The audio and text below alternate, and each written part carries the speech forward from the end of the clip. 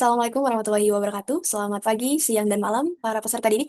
Pada hari ini kita akan mempelajari transformasi geometri tentang rotasi dan hasil kali rotasi. Oke? Untuk isi materinya, di sini kita akan membahas tentang definisi rotasi itu sendiri, unsur-unsur rotasi, rotasi terhadap titik pusat, definisi hasil kali rotasi, serta contoh hasil kali rotasi. Pada pembelajaran kali ini diharapkan nanti para peserta didik dapat menjelaskan pengertian rotasi sebagai salah satu bentuk transformasi geometri, lalu dapat mengidentifikasi unsur-unsur pada rotasi. Setelah itu dapat menentukan hasil rotasi suatu titik atau bangun datar terhadap titik pusat O di 0,0, lalu menjelaskan pengertian hasil rotasi, serta dapat menentukan hasil kali rotasi sederhana terhadap titik pusat O 0,0. Jadi pada hari ini kita hanya akan berfokus rotasi terhadap titik pusat O di 0,0. Sebelum kita masuk ke definisi, sebelumnya pasti teman-teman udah nggak terlalu asing nih apa itu rotasi. Walaupun mungkin cara mendefinisikannya masih bingung, tapi pasti udah tergambar di kehidupan kalian masing-masing. Di sini contohnya adalah biang lala. Mungkin teman-teman udah pernah menaiki biang lala ya di pasar malam mungkin gitu. Jadi biang lala ini ada permainan di pasar malam di mana dia itu berbentuk lingkaran, lalu ada posisi kursi-kursinya. Nah, ketika biang lala ini berputar, posisi kursi berubah tetapi bentuk dan ukuran kursinya tetap gitu. Jadi peristiwa ini merupakan contoh rotasi dalam kehidupan sehari-hari. Contoh lainnya bisa ada ban sepeda gitu. Atau tadi kincir angin sebelumnya ketika ditiup dia akan berputar. Oke. Oke. Jadi apa itu rotasi? Rotasi adalah transformasi geometri yang memutar suatu objek, baik titik, garis, atau bangun datar, dengan pusat rotasi tertentu, besar sudut tertentu, dan juga arah tertentu. Sehingga bentuk dan ukuran bangun ini tidak berubah. Yang berubah hanya posisi dan arah bangun. Nah, ini ada gambar biang lala ya. Pusat rotasinya yang ini, besaran sudutnya nanti tergantung dirotasikan ke arah mana, lalu arahnya juga sama. Nah, ini yang tidak berubah. Bentuk dan ukuran bangunnya tidak berubah ini ketika kita duduk di dalam posisi biang lala. Ya kita berputar, berputar, kita tidak akan berubah. Kita tidak akan kepala jadi di atas gitu. Kepala jadi di bawah gitu, nggak akan berubah.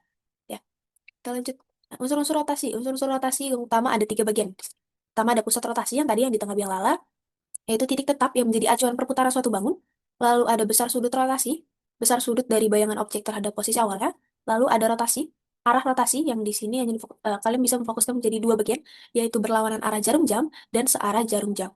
Ketika berlawanan arah jarum jam itu ditulis sebagai positif 90 derajat. Tapi ketika searah jarum jam ditulis sebagai negatif 90 derajat. Oke, tadi ya. Jadi pusat rotasi ini yang di tengah ini pusat rotasi, lalu besaran sudut rotasinya. Nah, ini tergantung. Ketika kita merotasikan 45 derajat, ini arahnya ke kiri. Itu berlawanan dengan arah jarum jam. Tapi ketika negatif 45 derajat, itu panahnya akan ke bawah. Nah, arah rotasinya seperti ini. Ini di sini ada segitiga AOB yang warna merah. Ketika kita rotasikan sebesar negatif 90 derajat, itu akan menghasilkan segitiga yang biru ini. Yang A aksen, segitiga A aksen, O, B aksen.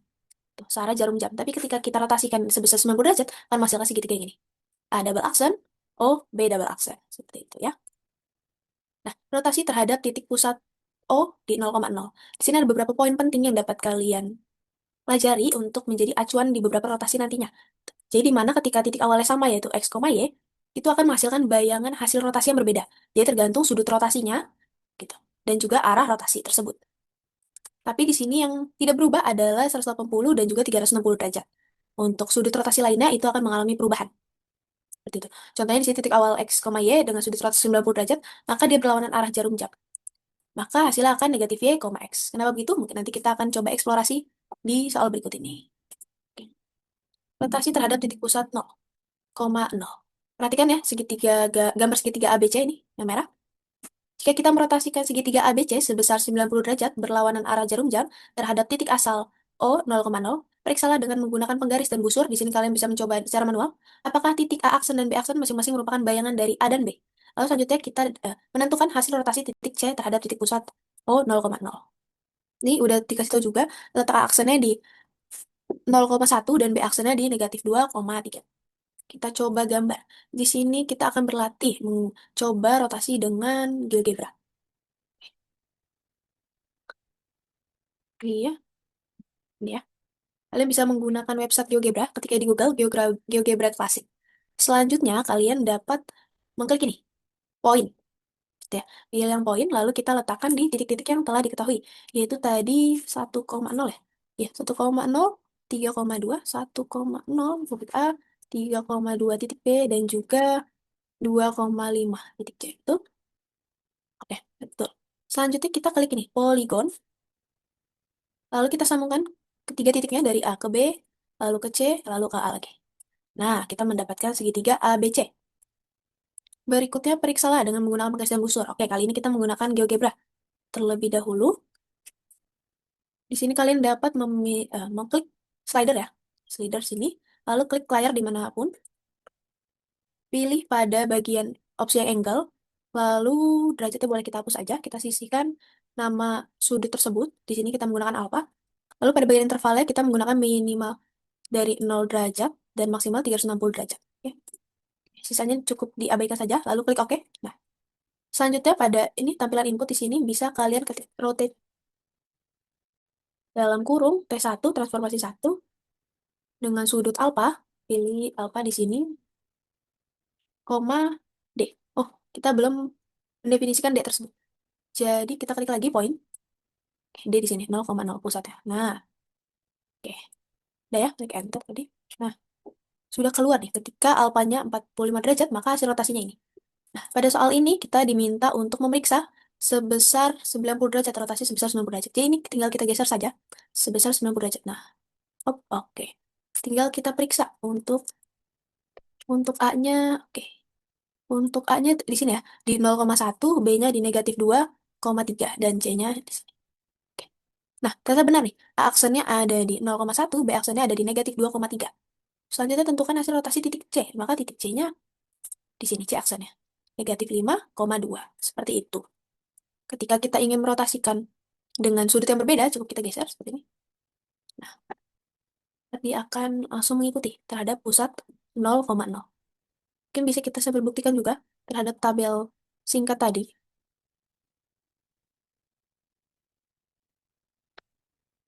yaitu ini. Nah, di sini terlihat ya, untuk sudut 90 derajat, yaitu berlawanan arah jarum jam. Betul ya, itu segitiga. Hasil bayangan rotasinya ada di sisi kiri, karena dia berlawanan dari arah jarum jam. Lalu bayangan hasilnya yaitu negatif Y, X. Kita coba negatif Y, X. Di sini A-nya 1,0 negatif Y, X. Maka negatif Y-nya, Y-nya 0, yaitu di 0, X-nya 1. Gitu. Maka tinggal diubah, yaitu 0,1. Seperti itu. X-nya tetap positif ya. Jadi peletakannya berbeda. Jadi X-nya sebagai min ya. Jadi jangan terbalik lagi, yaitu ntar dibikinnya 1,0 enggak. Jadi min Y-nya ini sebagai X yang baru dan X-nya sebagai Y baru. Maka menghasilkan titik A aksen di 0,1.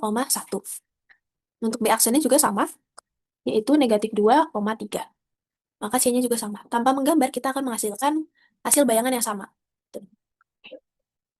Kita lanjut ke sini. Gambarkan hasil rotasi ABC sebesar 180 derajat. Berdasarkan pengalaman kalian, adakah jenis transformasi lain yang sama dengan rotasi sebesar 180 derajat? Nah, ini akan kita bahas di materi berikutnya, tapi boleh kalian coba pikirkan sekarang. Untuk gambarkan hasil rotasi 180 derajat itu seperti ini berarti ya. 180 derajat. Nah, seperti ini. Ya. Nah, seperti ini. Oke, kita lanjut ke materi berikutnya. Bisa kalian explore sendiri menggunakan GeoGebra. Selanjutnya itu hasil kali rotasi. Jadi apa itu hasil kali rotasi?